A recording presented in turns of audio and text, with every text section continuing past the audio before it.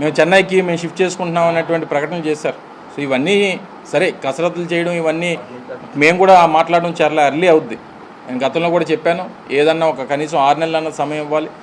సమయం ఇవ్వకుండా మాట్లాడితే మేమేదో ఎందుకంటే జరిగినటువంటి కొన్ని ఇన్సిడెంట్స్ దాని మీద స్పందించాల్సినటువంటి బాధ్యత మా మీద ఉంది. కానీ ఏం జరుగుతుంది ఇప్పుడు భోగాపురంలో ఇంటర్నేషనల్ ఎయిర్పోర్టు మేము ఇనిషియేట్ తీసుకొని నిర్మాణం మొదలుపెట్టింది. మూలపేటలో పోర్టు మేం చేసింది. రామయ్యపట్నం పోర్టు పూర్తిస్థాయి నిర్మాణం జరిగిపోయింది, అది మేం చేసింది. బందర్ పోర్టు నిర్మాణం జరుగుతూ ఉంది, అది మేం చేసింది. 16 మెడికల్ కాలేజీలు కట్టింది మేం చేసింది.